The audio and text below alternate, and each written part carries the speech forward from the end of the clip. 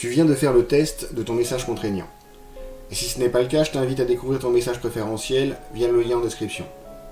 Si c'est le cas, te voilà avec ton compagnon principal, le message soit parfait.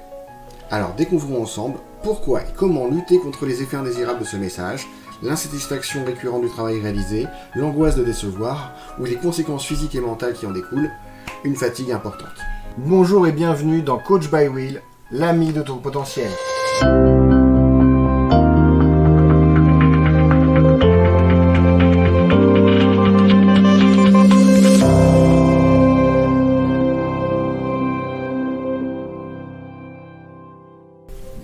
Alors pour commencer, nous allons parler des origines de ce message contraignant, le soi parfait.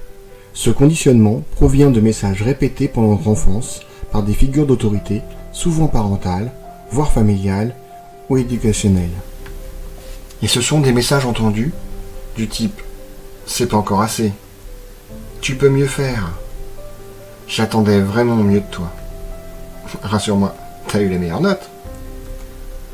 Allez, recommence, tant que c'est pas parfait. Pour un travail fait à la maison, 9 sur 10, c'est pas suffisant.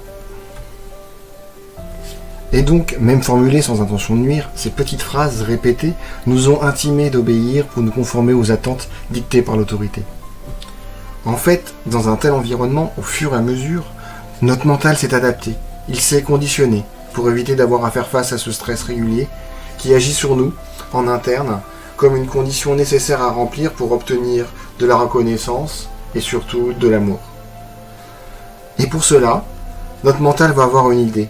Il va mettre en place un adaptateur qui, comme sur les prises de courant, a pour objectif de transformer du 220 volts en un voltage moins fort, c'est-à-dire réduire la tension qui est présente. Et cet adaptateur, c'est une nouvelle croyance. Cette croyance, c'est quand je fais une chose, je dois la faire parfaitement. Et c'est seulement à cette condition que nous croyons que nous pouvons être acceptés en retour. Du coup, notre existence devient conditionnée à notre performance et à tout ce que nous allons réaliser. Le stimulus extérieur initial s'est arrêté depuis longtemps. Et pourtant, le stress est lui toujours présent, car il est désormais activé à 2 niveaux. 1, par des nouvelles autorités que nous reconnaissons comme telles. Et 2, le plus souvent, juste par nous-mêmes en tant qu'autorité suprême. Le stimulus est maintenant interne. Le message que l'on entend est désormais une auto-injection qui nous pousse à continuer à reproduire notre comportement, même lorsque cela n'est plus adapté à la situation. Notre adaptateur tourne à plein régime, notre croyance nous a amenés à nous suradapter. Et cette croyance va avoir un impact sur notre comportement. Côté pile, cela va avoir un impact important et positif sur ce que je vais réaliser. Je vais pouvoir faire un travail d'excellente qualité. Je vais être rigoureux, parce que je vais avoir un grand sens du détail qui va me permettre d'atteindre mes objectifs. Je vais être travailleur, je ne vais pas compter mes heures. Et je vais être capable de réaliser de grandes choses. En plus, je peux détecter rapidement ce qui ne va pas. Côté face, ce message contraignant soit parfait, qui nous dit que quand je réalise quelque chose, je dois le faire parfaitement, va m'amener à me perdre dans le détail et à chercher encore et encore quelque chose d'inaccessible. Je peux devenir aussi très pointilleux avec les autres. Je peux passer en mode hyper contrôle à vouloir contrôler tout le temps, avec tout le monde.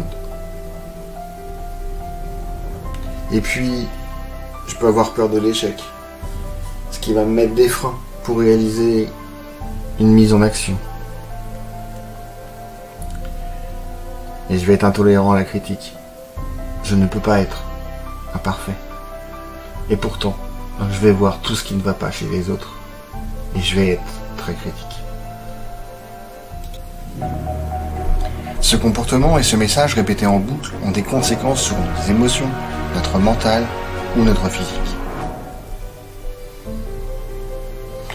Le message contraignant, il injecte une pression énorme qui amène une exigence non proportionnée face aux résultats, ce qui va entraîner une insatisfaction de nos propres résultats, mais également ceux des autres.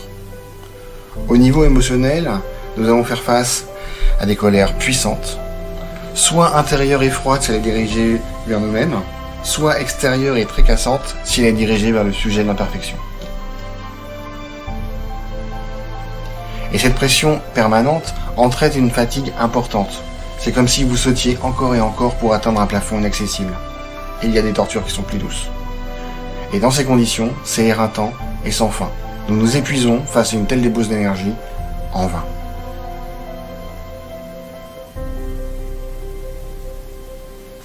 Et une des autres conséquences, c'est l'angoisse permanente de ne pas être à la hauteur des attentes des autres. Nous sommes certains d'être incompétents, d'être dépassés. Nous avons souvent des craintes d'être démasqués, que cette fois-ci finit de tromper notre entourage.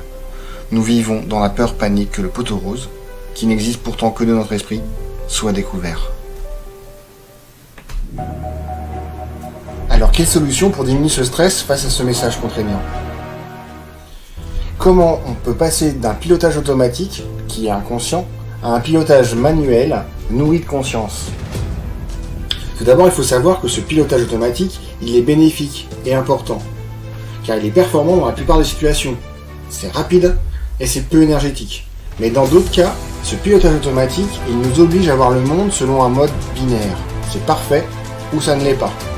Ce qui va nous engendrer un stress lorsque ce n'est pas adapté.